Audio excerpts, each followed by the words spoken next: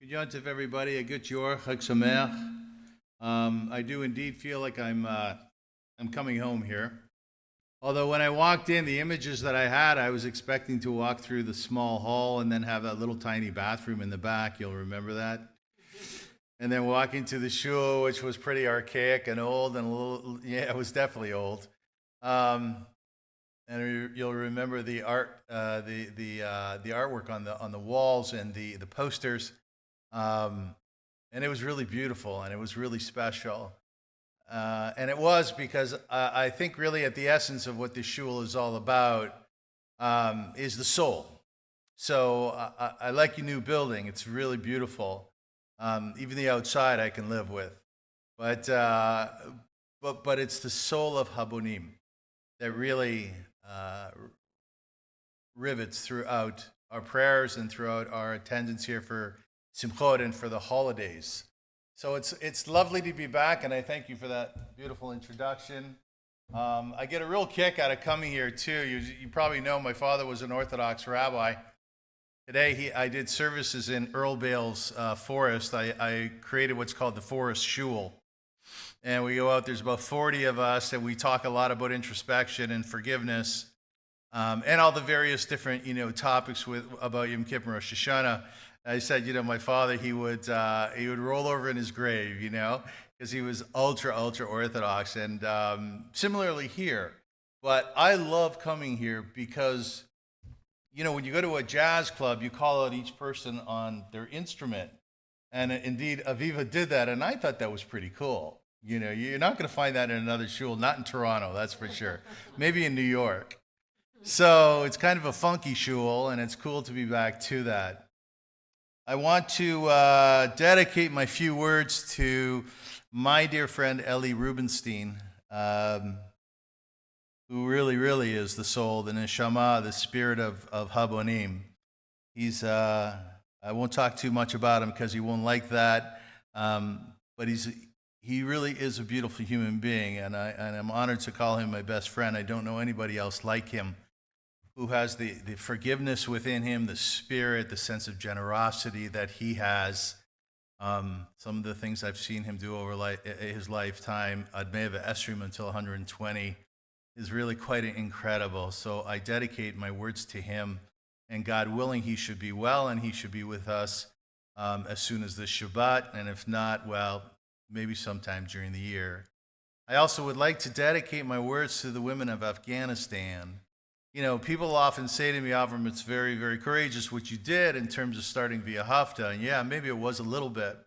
I left UJA, I was making a really decent salary, and had a future there. And I decided to launch this humanitarian organization. The very few people understood what I was doing, including Eli, by the way. He goes, I like your idea, but I don't understand it. But courage is indeed the women of Afghanistan who are protesting against the Taliban. That is courage. That is bravery. When your very life is at risk, when your children's life are at risk, God forbid. And we all know about that because, as you said before, we've learned about the Holocaust. And we know what it means to put our life in jeopardy, and even more so as parents, as boobies and zadis, even more so our children's lives, God forbid. The Afghani women are doing that, and the Afghani men are as well, and they're certainly behind them. And I think what we need to do on days like this, at times like this, is we need to commit to emulating them, and doing our very best for the Jewish people, for ourselves, to ensure that anti-Semitism does not take a hold as it has in the past.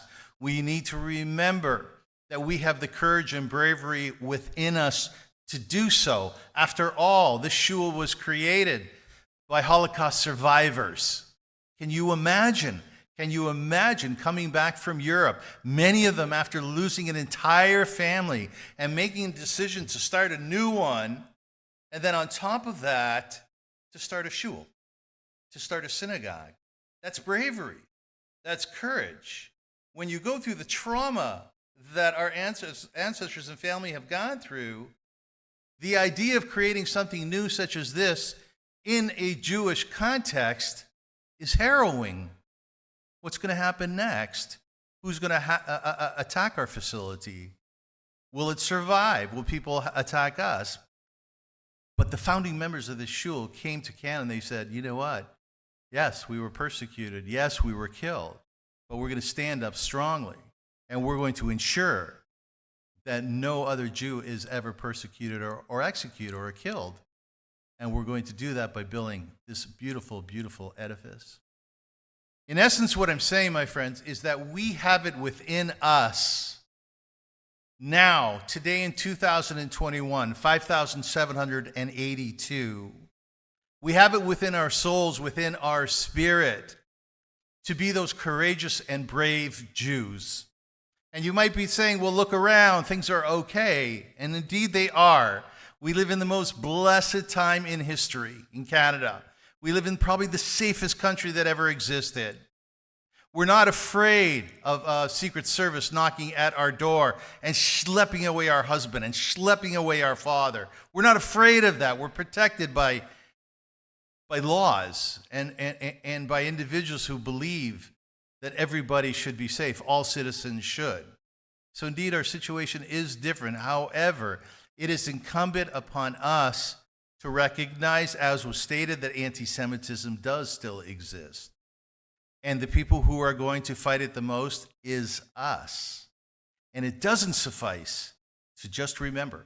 And it doesn't suffice just to know what happened to us and to recall the terrible stories. What is important is that each and every one of us call upon our own personal gift, our matana from inside. And we say to ourselves, I'm going to do this for myself, for my children, for my people, for Bnei Yisrael, for Eretz Yisrael, for the state of Israel, and I'm going to stand up against anti-Semitism. And I'm going to stand up against any sort of hatred that exists out there, be it levied at Jews or be it levied at Muslims, whomever is the recipient of hatred. On Yom Kippur and on Rosh Hashanah, we talk about three different things that we have to focus on more than anything else. One of them is Bein Adam L'Makom. We have to ask ourselves, what is our relationship to the Spirit? Some people call it God. Some people are atheists and they don't believe that there is this essence outside of us, but they do believe in nature. Whatever your predilection. On Rosh Hashanah Yom Kippur, we look inside and we ask ourselves, was I spiritual enough in 5,781? And what are my goals for 5,782? On Rosh Hashanah, all the way up to Yom Kippur, in fact, beginning in the month of Elul, we ask ourselves, how was I ben Adam lechavero? How was I to my friends? How was I to those whom I love? Did I love enough? Was I there enough for others?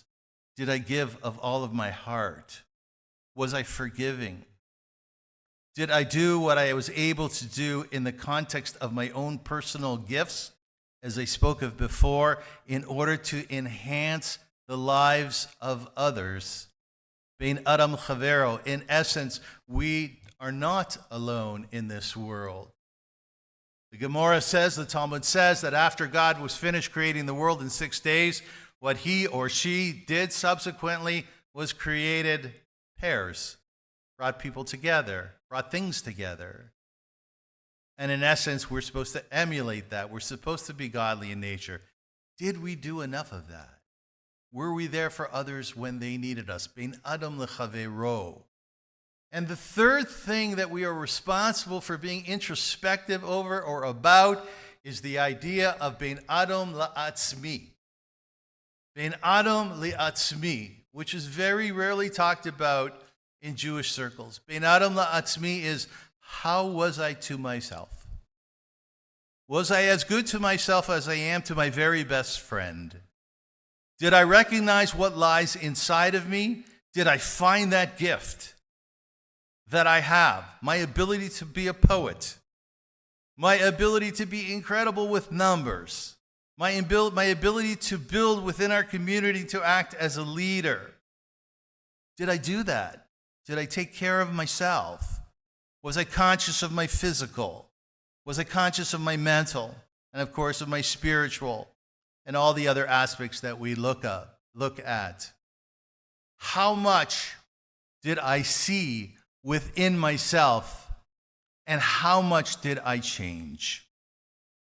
What I ask you to do tonight in this beautiful, beautiful shul, together as a community, what I ask you to do tonight is to make sure that you set a goal for yourself, or you set objectives for yourself, so that when you leave the shul tonight, your Judaism does not stay here in the shul.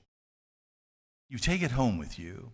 You recognize that to be a Jew is to understand Judaism. It's to learn about it. It's to study about it. It's to know about it. It's to take it to the next iteration of where you're at right now. And on Rosh Hashanah Yom Kippur, to be a Jew means to say, yes, in 5,782, I'm not going to be safe. I'm not going to be comfortable. I'm going to do what I have the ability to do. Think to yourself right now about somebody you can call, not in your shul, somebody you can call, whom you've been meaning to call, somebody who you can reach out, who either is waiting for you to ask for forgiveness, or perhaps may forgive you. Think about that person. As humankind, behaviorally, we all have those people in our lives. In 5,782, Bein Adam Lechavero, ask yourselves, who can I love even more? Who can I open up my heart to even more? For the coming year, once again, ask yourselves, what is that gift that lies within? Have I found it yet? Am I searching for it? If I haven't found it, then try other ways of unearthing it, of determining who you are at your very essence. Because let's face it, life is very short. We all know that, in particular during COVID. And it's incumbent upon all of us to know ourselves, to know who we are.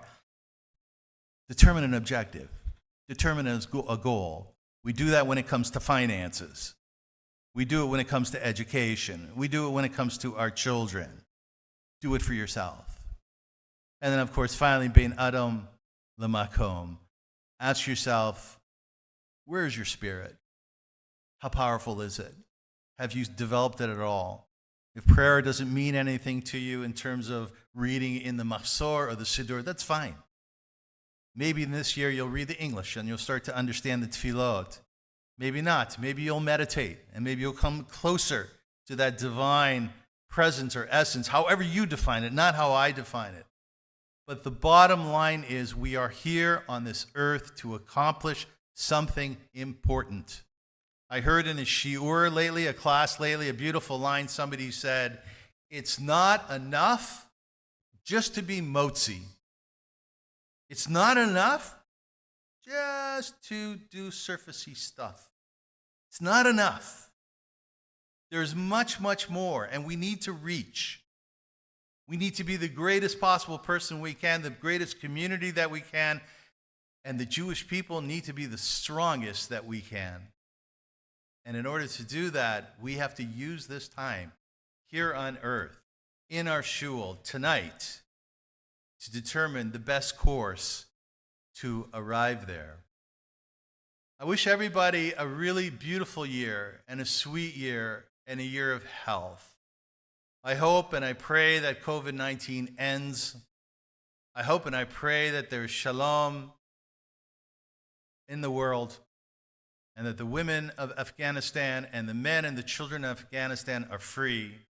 I hope that the children of Yemen are fed. The people who are dying there because of a very silent and quiet world, that they are given what they deserve, what we asked for during our worst times. And that was caring, and that was recognizing that they are not invisible. I hope and I pray for each and every one of you that you have Jewish pride, that you succeed at what you set out to do, and mostly that you struggle in terms of the development of yourself, finding your gift from within, your matana, knowing what it is. And if you can't find it yourself, then get somebody to help you with it. And you really get on the road to making yourself the best person you can possibly be. Shana Tova, a good shiur, and thank you so much for listening.